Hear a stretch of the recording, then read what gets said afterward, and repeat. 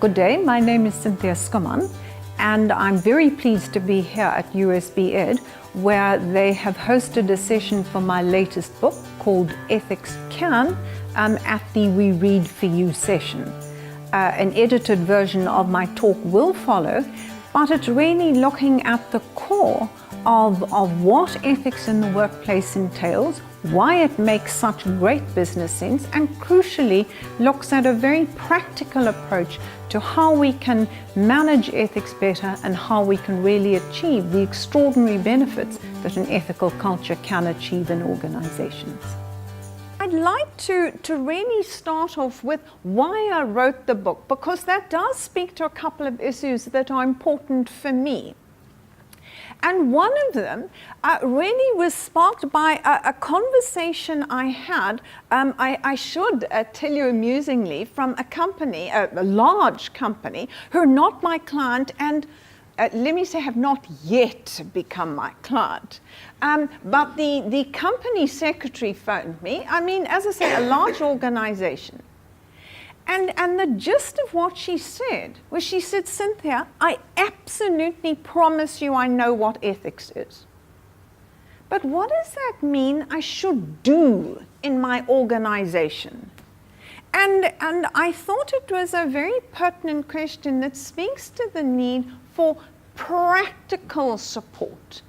And I certainly have found that this focus on fighting corruption and dealing with this mountain of compliance has tended to create a situation where those two areas take up all of what falls under the banner of ethics. It's really shining a light on what's ethical as well as dealing with what must. And optimally moving towards a situation where we're starting to use and achieve ethics being that key differentiator within organizations.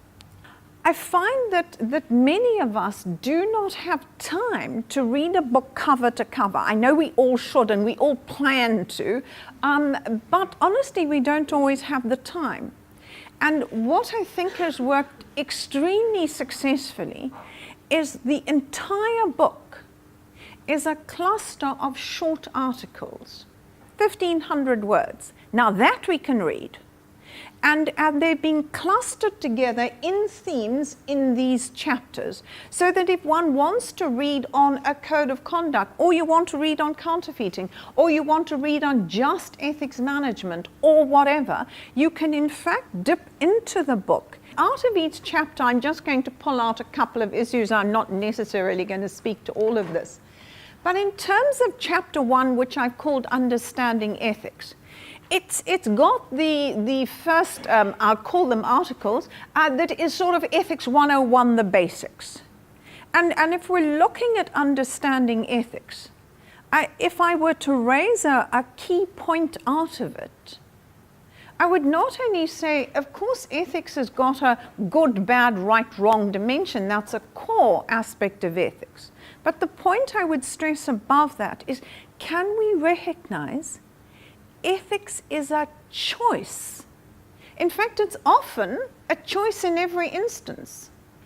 There's a very interesting article in the first chapter on looking at ethical and illegal and unethical but legal. And one of the topics, as it happens, incredibly topical at the moment, is the issue of tax avoidance. As I said, remember, tax avoidance, you're allowed to utilize the loopholes. But what I think that graphic shows you is that it's one of the very interesting areas where, in fact, in huge measure, there's huge pushback around saying, I appreciate that what you're doing is strictly speaking legal, but it's not ethical. Now, you would have seen HSBC's in the news, PwC's in the news. I mean, the comment relative to PwC in the UK was tax avoidance on an industrial scale. Chapter 2 deals with, for me, an extremely important question that often is neglected. And it really speaks to not only does ethics make good business sense, I would preface it with saying, does ethics matter? And then in the more specific sense, does it make good business sense?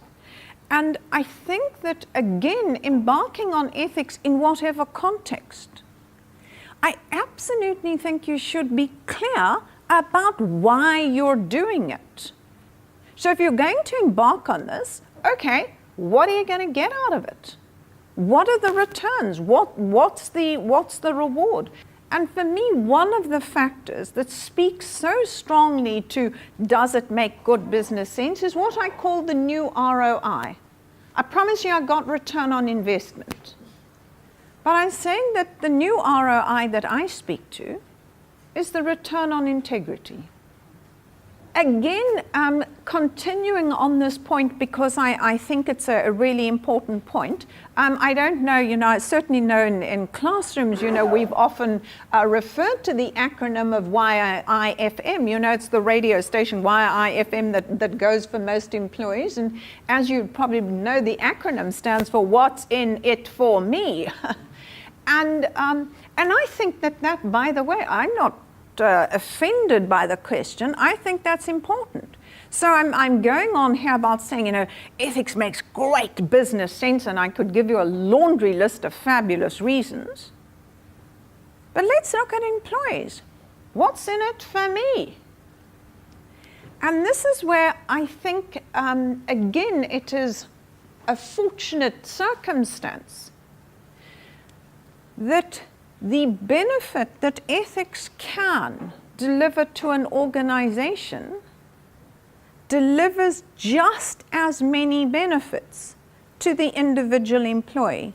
In terms of chapter 3, really looking at whose role is ethics, looking very strongly at 3 areas. Leadership is a core issue. And, there's been fabulous research done that shows that leadership is clearly not the only factor that influences ethics and ethical choices, but it is widely recognized as the most impactful choice. That we should consciously, from an ethical perspective, be striving to be the ethical leader that we would want. The second area is I've looked at the Social and Ethics Committee, and this comment really comes out of one of my current talks, which is looking at the key ethical trends at the moment. And this is one of the 10 that I've pulled out, that's saying social and ethics committees will need to, in future, start to deliver meaningful results. I've got the, okay, we're having a real meeting. Then we have the Social and Ethics Committee meeting, and now we can sign off the this and the minutes and the whatever, but it is not, as I am aware, it is not yet broadly a very meaningful experience. I think that needs to change. Chapter 4 is the largest chapter in the book. And it really speaks for me, to the importance of having sound ethics management. Now, I know the word system, depending on how large your organization is a sort of, don't do that. Ethics management is not sound enough to minimize the risks and adequately avoid reputational or organizational damage. The crux of the ethics management system, it is 6 points as it happens, is saying if we, well, 6 is a good number. It's really optimally looking at, for want of a generic outcome, it's looking at creating an ethical culture. You can relabel that.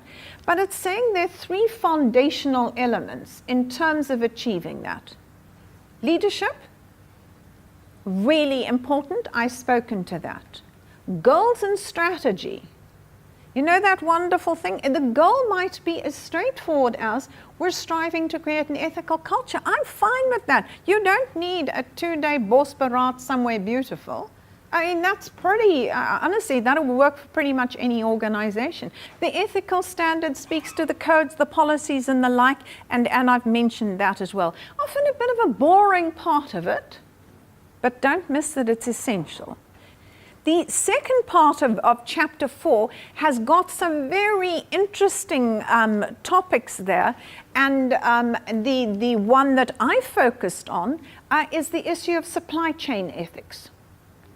And a very challenging area of saying that organizations often does apply mostly to the very large multinational organizations, of looking at those multinational organizations and expecting of them that they manage the ethics in their suppliers. I think that the key message of production can be outsourced, but the corporation's responsibility cannot be outsourced. I think there's a very cute little logic jump in that one, because it's taking that responsibility beyond the organization. Chapter 5 really deals with, as you can see, measuring, monitoring, and reporting on ethical performance, and I have spoken to that briefly as part of the ethics management system. This is going into quite a lot of other dimensions of this. As you can see, it's looking at the challenges around ethics hotline and employees reporting on ethics.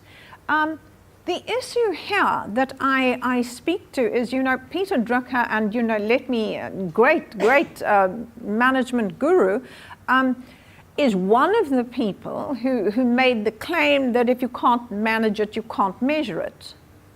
Now, in all fairness, that's not entirely true. Of course, you can manage it. But when you're dealing with something like ethics that we tend to think is a little intangible, it's much, much easier to manage if you can measure it. Chapter 6 deals with the really important issue of ethical decision making, thank you very much, and ethical dilemmas. I've made the point obliquely that in the vast majority of cases, actually, people do know what's right or wrong, mostly. But the ethical dilemmas are really looking at a category of ethical decisions where we're looking at right versus right decisions. And I stress this because, and obviously deal with it in the book, because these are likely to be the toughest ethical decisions you make. I see the triple bottom line as being a huge source, if you want, of dilemmas going forward. We are going to be facing choices that stem from that triple bottom line of economic versus social versus environmental. And I certainly think that for the leadership of our organizations, this is an area of decision making they should have applied their mind to. I think it's important that they consider that. In terms of Chapter 7, can you make a difference? I'm claiming, and again, I personally obviously believe it, I think ethics can make all the difference. And I think we have extraordinary need of that difference. Granted, transforming one organization ethically may not change the industry, the region, or the country, but it can make a difference, and not only in the workplace. Wouldn't it be wonderful if the positive impact of ethics on employees was such that they took those ethical lessons back to their homes and communities? What a great achievement it would be to hear our employees standing up for what's right on the basis that that's not the way we do things at my work. Thank you.